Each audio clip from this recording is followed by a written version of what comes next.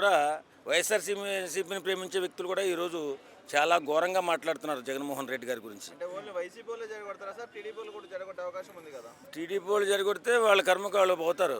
TDP వాళ్ళు చెడగొట్టారని తెలిస్తే చాలు. ఏమొద్దు, ఇది టీడీపీ వాళ్ళు ప్లాన్ అని తెలిస్తే చాలు. తర్వాత టీడీపీలో చాలా ప్రకంపనలు మొదలవుతాయి. అలా కాకుండా జగన్మోహన్ రెడ్డి గారు ఆడే నాటకం అయితే మనం ఏం చెప్పలేం. ఎందుకంటే ఆయన డ్రామాలు ఎక్కువ ఆడుతుంటాడు కాబట్టి ఆ సభ మరో అద్భుతాన్ని సృష్టించబోతుందబ్బా. ఎందుకంటే ఒక నిజాయితీపరుడైన నాయకుడు పవన్ కళ్యాణ్ గారు, ఎలాంటి కరెక్షన్ లేని నాయకుడు పవన్ కళ్యాణ్ గారు, తన సొమ్ముని నీళ్ళలా, అసలు ఎవ్వరూ కూడా అంత కష్టపడి సంపాదించుకున్న సొమ్ముని ఇంత నీళ్ళలాగా పేద ప్రజలకు పంపించే నాయకుడు ఎవ్వరూ కూడా లేరు. ఆ వ్యక్తి మంచి మనసుకు స్పందించే ప్రతి ఒక్కరూ కూడా వెళ్ళి ఆ సభని జయప్రదం చేయాలని ప్రయత్నం చేస్తున్నారు. సరే, ఇప్పుడు కొంతమంది ఏమంటున్నారంటే ఇంత గ్రాండ్గా ఏర్పాట్లు అన్నీ కూడా చేస్తున్నారు కదా, మరి అవే డబ్బులు ఇచ్చిన హామీలకు కానీ ఎవరికైనా హెల్ప్ చేయవచ్చు కానీ కొంతమంది అంటున్నారు. అట్లాంటి వాళ్ళకి ఏం చెప్తారు? ఇప్పుడు ఇది ఒక సమూహం ఏర్పాటు చేసుకున్న సభ. పవన్ కళ్యాణ్ సొంత డబ్బులతో ఏం కాదు, ఇది సమూహం. ఎలా ఏర్పాటు చేసుకున్నారంటే ఒక్కొక్కరు ఒక్కో రకమైన స్పెషాలిటీస్ కల్పించే విధంగా వచ్చే వాళ్ళకి భోజనాలు కానీ, వాటర్ కానీ, కొన్ని ట్రాన్స్పోర్ట్స్కి హైదరాబాద్ నుంచి కూడా కొంతమంది ఇంతకుముందు ఎమ్మెల్యేగా నిలబడిన ముమ్మారెడ్డి అలాంటి వ్యక్తులు ఖర్చు పెట్టి ప్రజలను తరలిస్తున్నారు. తరలేయడం అంటే ఎలా, అది ఇష్టం ఉండి ప్రేమతో వచ్చే వాళ్ళకి కొంచెం అవకాశం, కొంచెం తొందరగా వెళ్ళేలాగా సమావేశానికి వెళ్ళాక వాళ్ళు కల్పిస్తున్నారు. అంతే తప్ప ఎవరికి వాళ్ళు ఖర్చు పెట్టుకుని వెళ్ళే సభ ఇది. ఇప్పుడు ఎప్పుడైనా సరే పవన్ కళ్యాణ్కి పని చేశాడంటే ఎవడైనా ఆ సొంత డబ్బులతోనే పనిచేస్తాడు. అలా అయిపోయింది ఆయన సమూహం.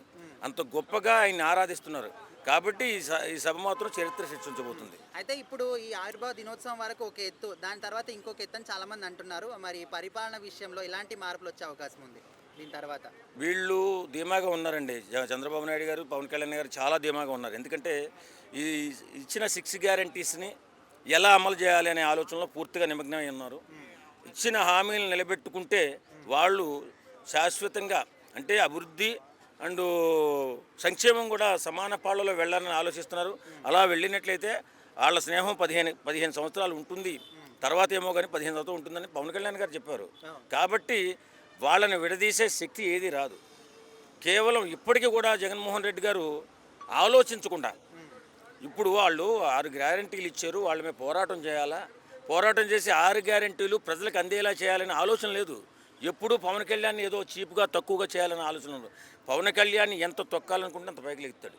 ఆయన గురించి మనకు అందరికీ తెలుసు. ఆయన్ని ఒక మాట అనడానికి రాజకీయ నాయకుడు అనేవాడికి అవకాశమే లేదు. కారణం ఏంటి? ఆయన సొంత డబ్బులతో చేస్తున్నాడు. అసలు మన రాష్ట్రంలో ఎవరన్నా ఉన్నారా? ఈ 10 గడిచిన మన స్థాయిలో ఒక 20 ఏళ్లలో ఇలాంటి నాయకుడు ఎవరన్నా ఉన్నారా? సొంత డబ్బులు ఖర్చు పెట్టి, అంటే డబ్బులు తీసుకోకుండా పనిచేసిన నాయకులు ఉన్నారు కొంతమంది. సిపిఎం అప్పుడు విన్నాం మనం.